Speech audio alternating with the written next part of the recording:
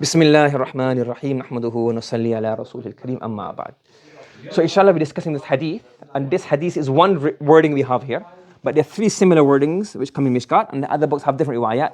So 228, 229 and 230, all three riwayat come close by, and we'll analyze all of them together inshallah. So the first riwayat we have from Abdullah ibn Mas'ud radiyallahu ta'ala an, and this part is in all of the three riwayat. This part is not in all three of them. And here he says, نَضَّرَ اللَّهُ عَبْدًا سَمِعَ مَقَالَتِي. And then you have different ones. We'll go through each one individually. The other riwayah is this one. نَضَّرَ اللَّهُ امرأ سَمِعَ مِنَّا شَيْئًا. Very similar meaning. And the third, so basically it means here, may Allah have mercy, may Allah bestow His favor upon somebody who preserves the hadith and passes it on to the next person. That's the summary of the hadith. Achha. So first of all we have here, the first hadith is نَضَّرَ اللَّهُ عَبْدًا امرأ. So no difference really. سَمِعَ مَقَالَتِي فَحفظها ووعاها وأداها. Now this one has different words, which like you have to say, well, what does each word mean? So he says سَمِعَ مَقَالَتِي, and he says سَمِعَ مَقَالَتِي سَمِعَ مِنَّا شَيْئًا. So may Allah have mercy upon a person, nadara, of a person, بَلَّغَهُ, who hears something and then propagates it, transmits it as he heard it, without any change. That's very simple, this riwayah. We get the big idea, the gist of it and the big idea. The top riwayah, the first one, 229, that has فَحفظها, he preserves it, وَوَعَها also means to preserve. So these two have very similar meanings, so then we have to try and figure out what's the difference between the two of them. And then this one, أداها, is بَلَّغَهُ. Are you following? Yes, so in the first one, there's two words, very similar meaning. How do we translate those two? And the second riwayah has this one word phrase, so that encompasses both of them. So it makes it a lot easier. So we'll discuss that as we go along. Now, if you say نَضَّرَ, so نَضَّرَ is from the word nadara or nadar, which means husnun, jamalun, khulusun, any of these things here. Beauty, jamal, being even pure. All of this is bloom, glamour, splendor. All of these words are used to translate nadara. And the word nadir is also a dhahab. What does dhahab mean? Gold. Why? لِحُسْنِهِ وَخُلُوسِهِ. Because gold is, one is it's good, it's valuable, and everybody likes it. And number two is khalis. It doesn't have any of, well, when it's been refined, it's khalis. Achha. And you say here, akhdaru nadir. So something is very, very pure. It says something very green, or very black, or very dark black. They have a separate word. So for green you have nadir, for asfar you have faqi, and for abyad you have nasi. So these are adjectives for particular colors. Are you following? Yes? So if you want to say, for example, faqi'ul lawnuha. So asfar is safra. And faqi'ul lawnuha means very deep yellow. You get it? So faqi is used as a specific adjective for yellow. You can't use the word faqi, say, oh, deep black. It's not for black, it's only for yellow. So even akhdar is for nadir. So you want to describe very green, a nice, luscious green, you say, akhdaru nadir. Are you following? So it implies the meaning. Instead of saying, for example, hassan Allahu abdan. By saying nadara is isti'ara. That why? Like the green, what happens to greenery? Like you have a nice garden, you have a forest, you have, so it shows that life in it, attractiveness, benefit, all of those meanings are. You can do the isti'ara if you want, the tashbih, that a person is like a tree and the tree has the tree has the greenery on it, the jamal on it. You can go down that route for balagha, but we're not going to go through that at the moment. Achha. So نَضَّرَ اللَّهَ then is a dua. Well, here we have نَضَّرَ اللَّهُ عَبْدًا سَمِعَ مَقَالَتِي. So is here Allah has. Again, same issue here. Is it jumla خبرية? Is it jumla خبرية لفظا? That's fine. Everyone knows that it's فعل ماضي. But is it jumla خبرية معنى? So one opinion is that Allah subhanahu wa ta'ala has a person whoever preserves the maqal of Rasulullah sallallahu alayhi wasallam, Allah has made him munazzar. Meaning he's got jamal and he has khulus. Or it can be إنشائية دعائية. Even if فعل ماضي نضر الله عبدا سمع مقالتي, the meaning is what? May Allah. Are you following? Yes? Now if you look at again, the best way to understand hadith, anything, is first look at the Quran. Look at the other riwayat of that same hadith, and then other hadiths. Are you following? Then look at the muhaddithun, which bab they put this hadith in. So you get understanding of how the people. Don't try and look at it like on your own. Because like if you have people who are more aware of the language have been through a system where they've already analyzed the hadith. So if you look at the word, it says نَضَّرَ اللَّهُ عَبْدًا. So نَضَّرَ means to give jamal. So when you say the word like athar, so some say it's to the face. So make his face. So if you look at this word, it says like alamat. The alamat. What comes in the Quran regarding alamat of goodness? Allah says simahum fi wujuhi min athari sujud. That these people simahum, they have a sima. Sima means a sign. Remnant says athar. In there, fi wujuhi min athari sujud. Yes? And in the tafsir of this, some people say, fi dunya, Abdullah ibn Abbas says, that when it says, when Allah talks about alamat, about righteous people, what does it say? So you get the one opinion of this, that even simahum fi wujuhim, that Allah gives a person a nadhara, He beautifies this person. Abdullah ibn Abbas says, no, it's in the dunya. You following? So when it says simahum fi wujuhim min athari sujud, it doesn't mean, oh, Allah will give them a nice, beautiful, shiny face in the qiyamah. He says yes in the dunya. So he says here that simahum fi wujuhihim means as-samtul hasan, meaning when they have, because of the athar of sujood, the salah creates a khushu, a behavior in them, because of which they conduct themselves with great respect and honor and dignity. Another one is Abdullah ibn Abbas, another opinion says here, laysa billadhi tarawn. It's not something you can see. Oh look, he does sajda, so he's got a mark here on his head. It's not sajda here, so now he's got a cut on his head that's all worn out. Or it's not that all of a sudden his face becomes like filled with light that you can see. You can see from a person, especially basira, that is special. But he says it's not that. What is it really? It's al-Islam, wa sahnatuhu, wa samatuhu, wa khushu'ahu. What happens now? His whole behavior changes. Simahum refers to what? The whole body, the whole conduct change, the way he walks, the way he talks, the way he conducts himself. All of these things refer to simahum. So sima is in fi wujuhihim. Do you understand? Achha. Some people says yawm al-qiyamah. So when the word sima and athar comes, and athar comes, the muhaddithun and the sahaba have understood this to also be in the day of al-qiyamah. For example, another hadith of Abdullah ibn Abbas, another narration, he said, Abdullah ibn Abbas says, salatum tabdu fi wujuhim yawm al-qiyamah. That on the day of qiyamah, the salah will become munawwar, like proper nur, like what? On the day of qiyamah. And this is similar to what? The hadith, inna ummati ya'tuna yawm al-qiyamati ghurran muhajjalin min athari al-wudu. On the day of qiyamah, the parts of the body that we wash in wudu will become what? Nice and shiny. So similarly, the athar al-sujud will then have a nur on the day of qiyamah. Yes? Hasan al-Basri says, bayadan fi wujuhihim. And Atiyah says, the mawadi is sujud, and on their faces will be very, very shine. So you have two opinions regarding that. Similarly, in the Quran, the word nadhar in the Quran. The word nadhar in the Quran is always, it seems to be the qiyamah. Wujuhun yawma idhin nadhira. On that day, what's going to happen is going to be shining. فَوَقَاهُمُ اللَّهُ شَرَّ ذَلِكَ الْيَوْمِ وَلَقَّاهُمْ نَضْرَةً وَسُرُورًا. Allah subhanahu wa ta'ala will save them from the punishment of that day, and Allah will give them nadhra and surur. So something nadhra is alamat, nur, and surur, happiness in their hearts.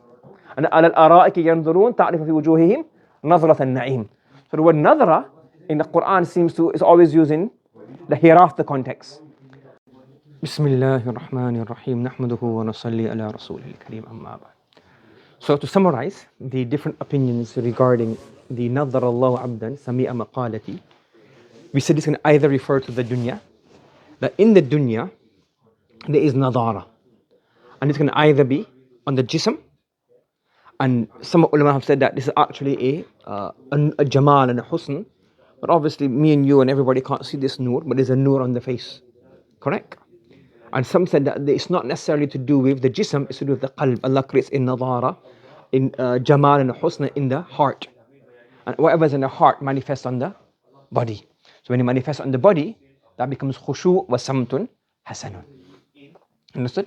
He has good conduct, good manner. Or if we take the word, how the word nadhra is used in the Quran to mean the hereafter, then in the hereafter he would have all of these spiritual and metaphysical and beyond our realm, nur, light, nadhara, jamal, etc. Correct? So nadhar Allah abdan has those possibilities. Then we have the next word is فحفظها ووعاها وأداها.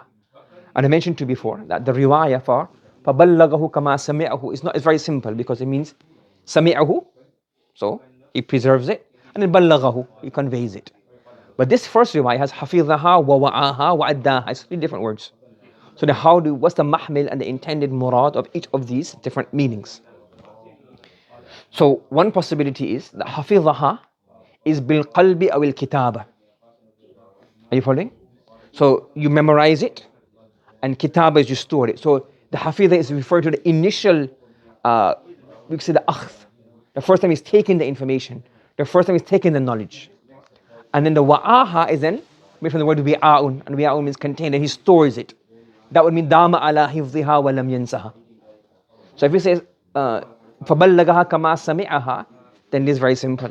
If you go these 2 words, then what's hafidha wa wa'aha, how do they differ?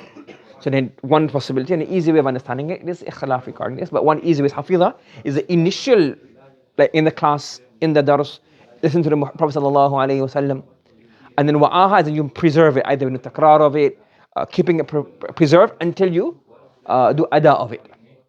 Yes, and how does that happen? With takrar, keep repeating it, with tizkar, mentioning over again, إذا حفظها لألا ينسى. فهمت? And then and the word وعاية means to like memorize, to store. بل الذين كفروا يكذبون والله أعلم ما يوؤون أي في صدورهم. Which I say في صدورهم, so it means like to keep in the hearts. So hafidha is basically just take it, and then wa'ah is and to store in the heart. So yu'un is to do wa'i of something, keep it into your mind and your heart. From here now, we're not going to go into too detail, but just is a shara that riwayat, when you narrate a hadith, can you do riwayat بالمعنى or riwayat باللفظ? So riwayat باللفظ means the exact words you have heard, you convey them exactly as they are. And riwayat بالمعنى means you convey the riwayah as you understand it. So this is a mas'ala to do with usul hadith, but this is one of the discussions, one of the hadiths that will be used. Yes? So the riwayat بالمعنى. So when you say فَبَلَّغَهُ كَمَا سَمِعَهُ, the zahir of this seems to imply it's necessary to narrate it as you have lafdhan. However, you can say also mithliya, فَبَلَّغَهُ ka, because of mithal, isn't it? So mithliya is بِحَسْبِ اللَّفْزِ وَالْمَعْنَى. So mithal can also refer to the akmalul mithl is lafz and ma'na, but mithliya is also included in ma'na.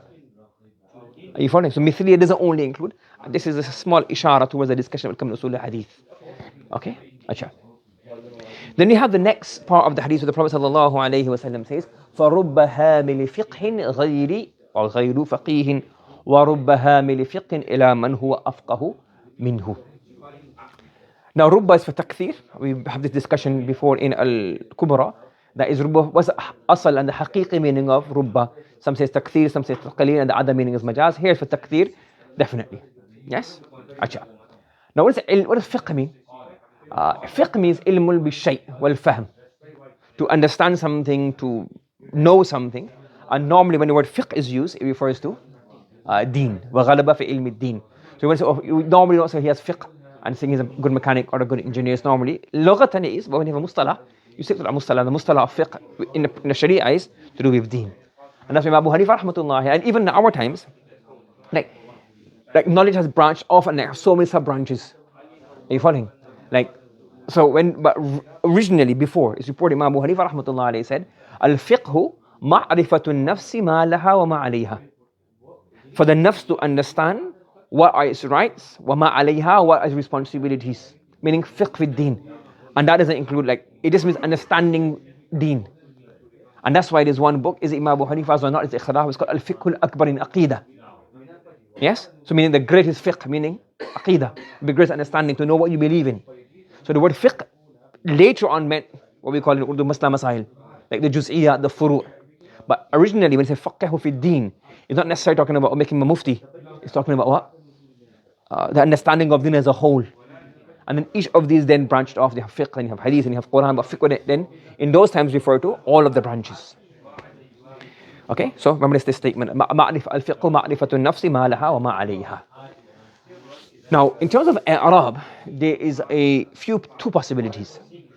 According to Ahlul Kufa, رُبَّ هَامِلِ فِقْهٍ is mubtada, and غَيْرُ فَقِيهٍ is a khabar. This Allama Aini rahmatullah alayhi has done this, he has explained this. So, رُبَّ هَامِلِ فِقْهٍ is mubtada, and غَيْرُ فَقِيهٍ is a khabar.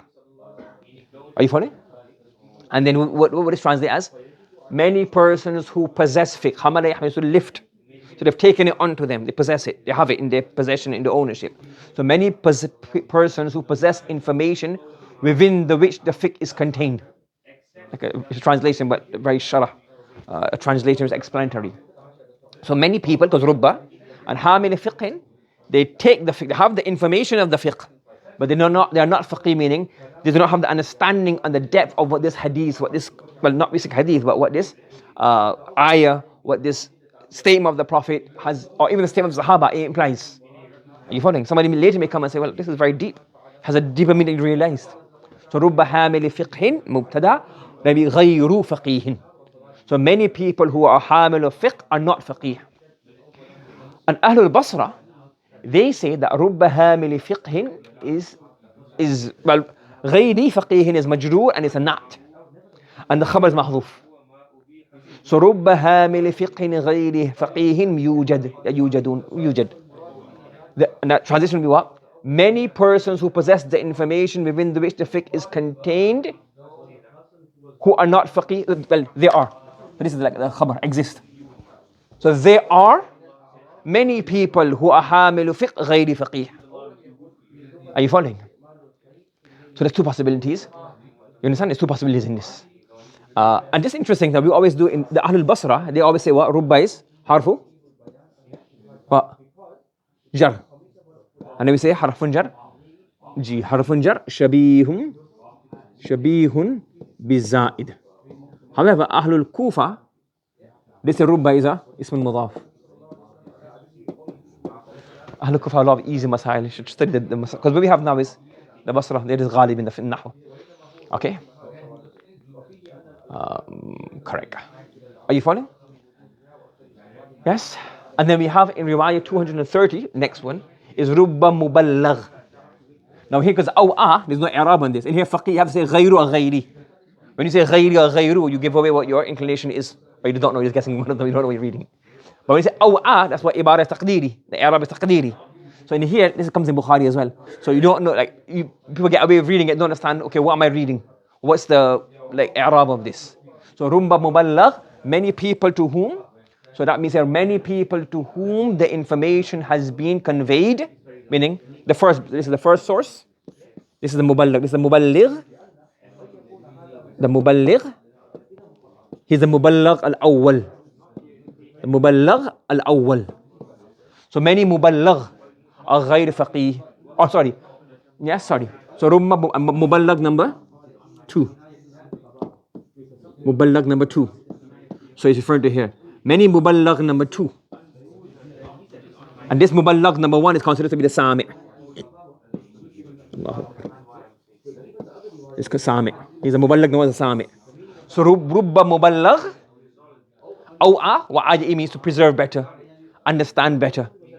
Yeah, so many people who will be conveyed, many people to whom the message, the ayah, the hadith will be conveyed to later on, have more understanding of the person who may have the hadith, heard it from me right now. Yes, we have that sometimes. Many people later on the fuqaha came.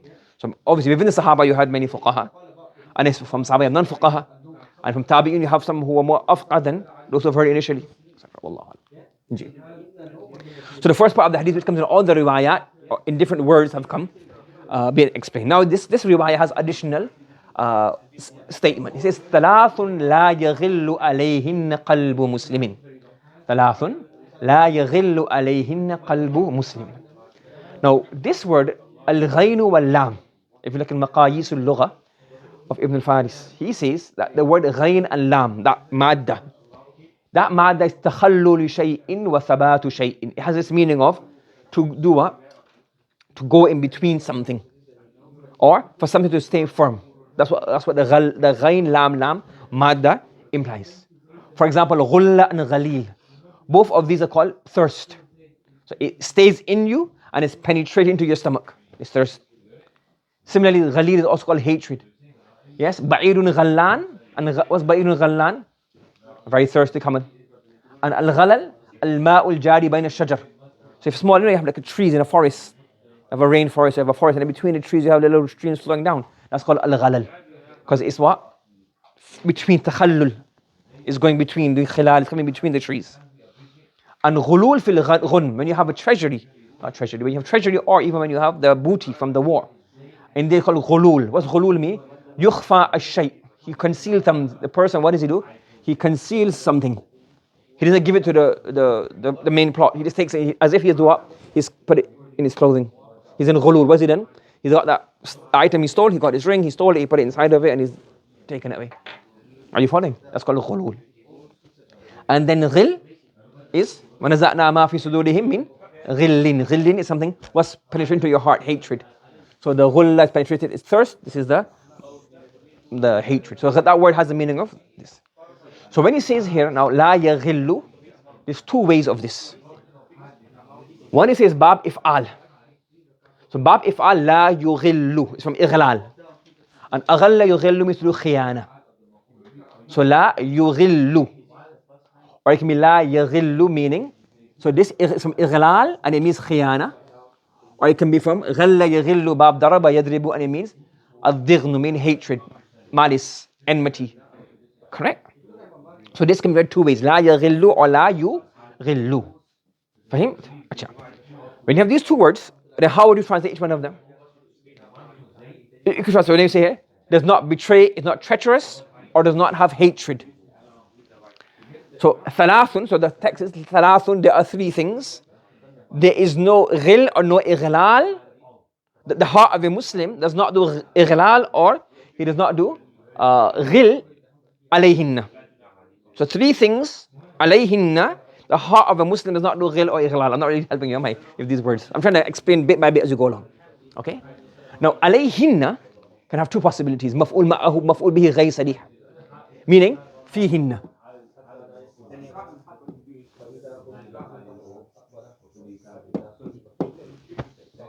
Meaning, the three things coming up, and the summary of these three things is to be sincere. Yes? To be sincere. So, there are three things in which a Muslim does not do khiyana. Are you following? Are you following? It's maf'ul bihi. So we say, ghalla yaghillu. A Muslim does not do khiyana in these three things. All of these three things are to do with sincerity. Being pure to Allah subhanahu wa ta'ala and the Muslimun. Are you following? And this is the meaning that Tur Pushti has mentioned. Turi Pushti. I don't know these names. It's a little note I was thinking. I don't know. That's how it's written. You have to remember, this is a little side note. Sometimes you have to remember this. Usul ilm and furu ilm. It's good to make everything correct. Yeah? And sometimes you have like you have debates. And debates is just like, debates are just, the purpose of debate is basically to make the other person humiliate the other person. It's not to come to the haqq and the truth. So, or even sometimes if you're doing this and you're not actually sincere, so he doesn't even know the name of the book. He pronounced the name. Like the aim goes on and on and on, isn't it? Has he understood the Quranic verse? Has he understand? So if you know the name of this word, or you don't know the name properly, understand the hadith or not? Not that for me, generally. Sometimes a scholar, he may pronounce an Arabic word incorrectly. Okay. The whole bayan is sound. He's not done any mistake, but he's pronounced one. He's got maybe he's saying Urdu Zuban Zad, and he's got a habit of pronouncing one word incorrectly, or maybe because in Urdu pronounce it one way and in Arabic pronounce it another way, they mispronounce the word. It doesn't mean like. But when you have like your heart's not salim, what is, you know what? I decide, you know what? You pronounce this word incorrectly. Just correct that. That's nusha lil-muslimin. Muslims try to cuss him, he didn't even pronounce the word properly. Okay, it's worth correcting, but it's not that he's making big mistakes. He's saying that namaz is not for us, or only 4 namaz in a day, 4 salah in a day. That's an obvious example. He just mispronounced one word. You understand? So if you're a sincere person, you would go on the side and say, no, what, brother, Maulana, Sheikh, this word in the dictionary is like this, is corrected. Mashallah, apart from that, is very beneficial speech. When you start picking out these kind of faults, it's like, okay, you're trying to humiliate the person. Your goal is not sincerity. And sometimes so many books, so many names, so many authors. You're finding like, you can't remember all of them. Yes? So I should have looked it up. I'm not trying to defend myself. I'm just saying is that I thought of that and I thought I'll look it up later on and I'll explain this point as well. Do you understand? So you have the thing that is things like hifz is so many things to memorize. Even for example, it's like, okay, this person doesn't even know this book exists. So like there's hundreds of books in fiqh, thousands of books in usul hadith. As long as he's studying, he knows the main books and understands, it's fine. Like you're not going to like, and if sometimes it happens as well, you have people, you study one topic. You studied, for example, one topic about the mas'ala of, I don't know, wearing trousers above the ankles, or mas'ala khuffayn, or clipping the nails or something. and you have done research for like weeks upon this. Now, because you've mastered that one topic, another person not aware of all the finer details of the topic, doesn't mean he's jahil and you're alim. Do you understand? So sometimes, you have to understand where, you understand what I'm saying? That they make these things into a means of fadila, or the means of humiliation or tahqir of another scholar or something. It's not for me, I'm just saying generally we do these things. It happens to us. Anyways, so his opinion is, this is what it means. So al-mu'minu la yakhunu fi hadhi thalath al-ashya'. Are you following? He's saying maf'ul bihi. Again, in the books of hadith, they don't mention shuruhat, they don't mention maf'ul bihi, maf'ul lahu, maf'ul ma'hu. We have to understand it. When he says la yakhunu, he's saying basically you don't do khiyana in these three things. These are not the makhun fi. Are you following? Another, what we would say is maf'ul ma'hu, on account of which, if you have these three qualities in you, you have sincerity of Allah and the mu'mineen and everybody else, then your heart will never have hatred or khiyan in everything else. Are you following? And this is what Zamakhshari has said in Al-Faiq. Inna hadhihi al-khilal yustaslahu biha al-qulub. Because of these qualities, the heart becomes correct and intact. And as a result, then his heart does not have ghil and fasad, which is hatred or khiyana. Are you following? So maf'ul ma'ahu. In cheezon ke hote hue. When these things are there, then you will not do khiyana. And the first possibility is maf'ul bihi, ghaysali or biwasita. Yes? So what's the two translations? There are three things. Possibility number one, in which the heart of a Muslim will never be treacherous, meaning they will always be clear in these things. They will never betray in these things. They may do other stuff, but in these three things they will never be insincere. Possibility number two, on account of these three things, if a person has these three qualities in his heart, he will not have khiyana, he will not have fasad, or he will not have hiqd. Do you understand how the i'rab of the عليهن is either مفعول به بواسطة حرف الجر or مفعول به غير صريح, or مفعول معه بواسطة حرف الجر or مفعول به غير صريح. What are these three things? إخلاص العمل لله.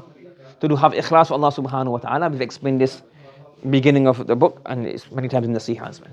Yes, and it means here that your maqsood and your objective is only Allah subhanahu wa ta'ala and no worldly goal. And ikhlas and what can be included in what's munafi ikhlas, we'll discuss it inshallah when we discuss other hadiths in Kitab al-Riqaq in more detail. النصيحة للمسلمين. So إخلاص العمل لله number one. Number two, النصيحة للمسلمين, meaning you're sincere to the Muslimin, meaning every other Muslim you have, you wish good for them. And لزوم جماعتهم, you stick to the jama'ah. Do not do shuzuz, do not go away from the jama'ah. And this came already before, this concept of sticking to the jama'ah. Because فَإِنَّ دَعْوَتَهُمْ تُحِيطُ مِنْ وَرَائِهِمْ. What does that mean? فَإِنَّ their da'wah, meaning when their unanimity and their da'wah, their call, it can either mean their prayers, or it can also mean that they're having one unified banner in terms of the aqaid, the a'mal, the haqq, that protects them from shaitan. Are you following? When they are united, it comes in before man shadda fi an-nar. He goes away like the sheep that goes away, he's susceptible or he's prone to be attacked by the wolf. Similarly, when you go away from the Jamaatun Muslimin, it becomes very easy to become misguided. Yes? And this is very important at our time because everybody, even like me, can do what? Start a YouTube channel, start saying things. If you say the normal stuff, then nobody wants to listen to you. And if you start saying different stuff which appeals to people, whether it's haqq or not haqq, you can get followers. So stick to the Jama'ah. These are all tested and trialed ways and methodologies of the Ahlul Sunnah wal Jama'ah. Subhanallah wa bihamdi, subhanakallahumma wa bihamdika, wa nashhadu an la ilaha illa anta, wa nastaghfiruka wa natubu ilayk.